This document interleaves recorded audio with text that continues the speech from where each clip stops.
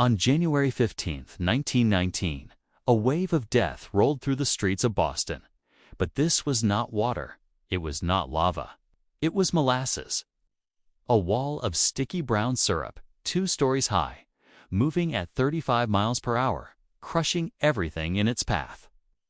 21 people died that day, not in a war, not in a fire, but in one of the strangest disasters in American history. This is the story of the Great Molasses Flood. Welcome to Oddplained, where the world gets a little stranger. Boston, 1919. World War I has just ended. The city is bustling, recovering, rebuilding. In the North End neighborhood, a massive steel tank looms over the waterfront. It is 50 feet tall and 90 feet wide. Inside, 2.3 million gallons of molasses sit waiting to be turned into industrial alcohol. The tank belongs to the United States Industrial Alcohol Company, and it is about to become a weapon. But to understand how molasses could kill, we need to understand what molasses actually is.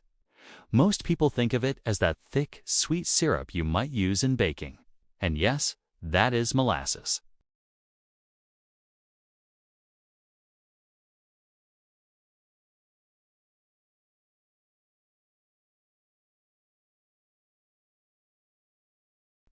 Workers reported leaks almost immediately.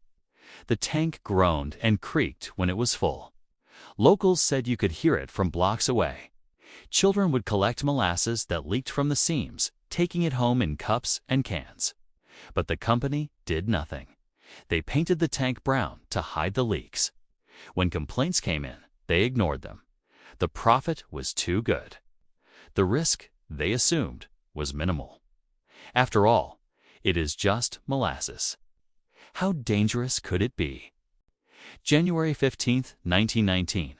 It is an unusually warm day for Boston in January. The temperature has risen to about 40 degrees Fahrenheit after days of bitter cold. This detail will prove crucial. Inside the tank, the molasses is warming up, and as it warms, something happens. The molasses begins to ferment slightly, producing carbon dioxide gas. Pressure builds inside the tank.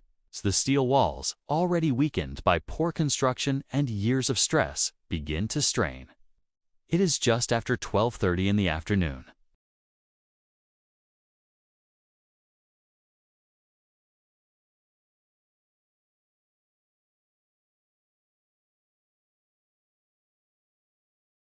It moved at 35 miles per hour. To put that in perspective, that is faster than Usain Bolt can run.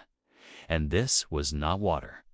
This was molasses, thick and sticky, with enormous weight and force behind it. The wave smashed into everything in its path.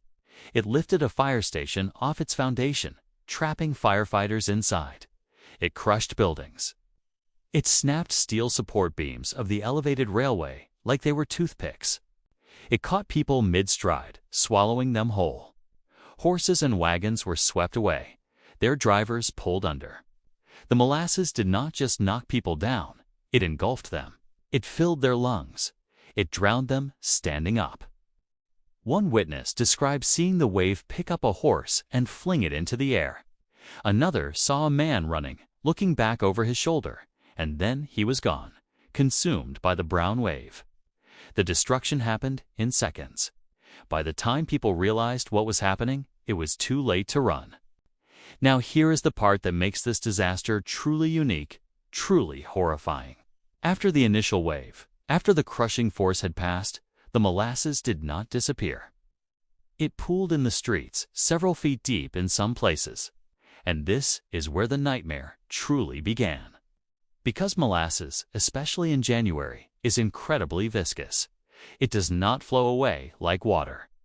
It sits there thick and sticky, trapping everything it touches.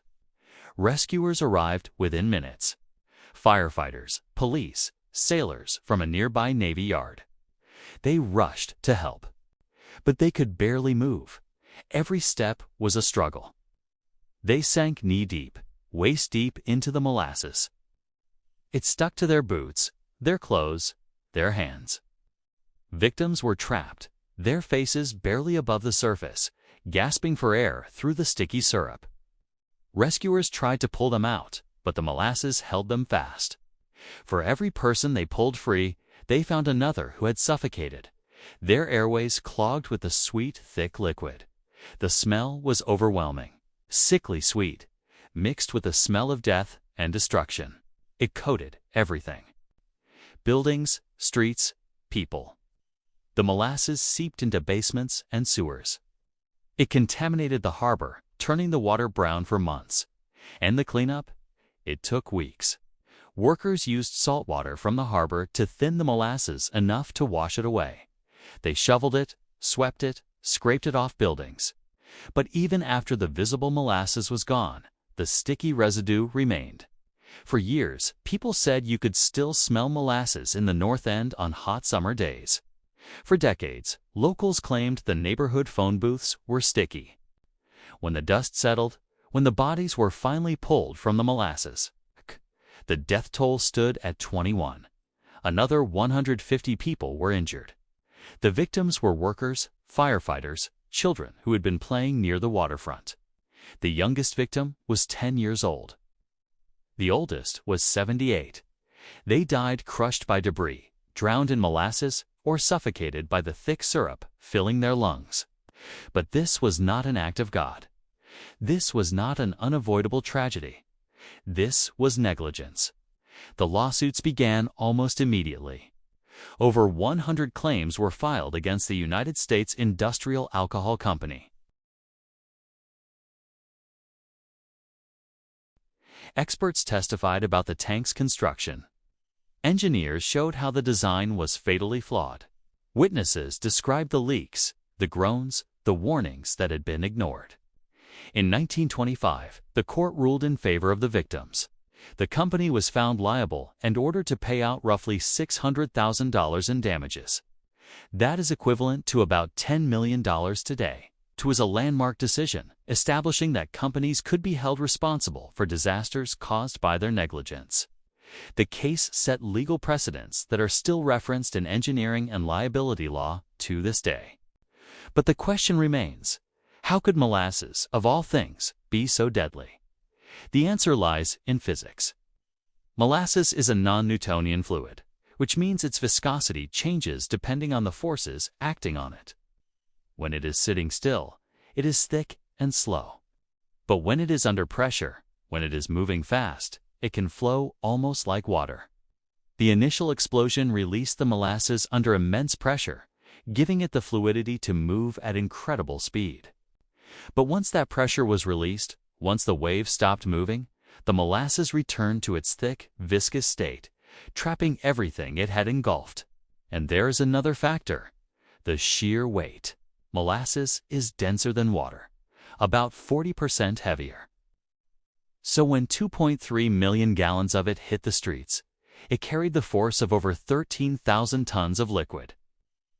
That is the equivalent of being hit by a wall of wet concrete. No wonder it crushed buildings and snapped steel beams. The temperature that day played a role too. The unseasonable warmth caused the molasses to expand slightly, increasing the pressure inside the tank. Meanwhile, the fermentation process, which had been going on for days, produced carbon dioxide gas, increasing the pressure even more. The tank, already weakened by poor construction, could not withstand the strain. It was a perfect storm of bad engineering, bad timing, and corporate greed. Today, there is no trace of the molasses tank in Boston's North End. The site is now a public park, a green space near the waterfront. But there is a small plaque, easy to miss, that commemorates the disaster. On warm days, some locals still swear they can smell molasses. It is probably just imagination, a ghost of history lingering in the collective memory. But maybe, just maybe, there is still some residue deep in the ground, a sticky reminder of the day when molasses became a weapon. The Great Molasses Flood is often treated as a quirky footnote in history, a bizarre story to tell at parties. And yes, there is something almost absurd about the idea of a molasses disaster. But the reality is anything but funny. This was a preventable tragedy. 21 people died because a company cut corners, ignored warnings, and prioritized profit over safety. It is a story about the human cost of negligence. It is a story about the dangers of unchecked industrialization. And it is a story that, even a century later, still has lessons to teach us. If you found this story as fascinating and horrifying as we did, make sure to subscribe to Oddplained for more deep dives into the strangest and most unexpected moments in history, and drop a comment below. Have you ever heard of the Great Molasses Flood before? What other bizarre historical disasters should we cover next? Let us know. Thanks for watching, and we will see you in the next video.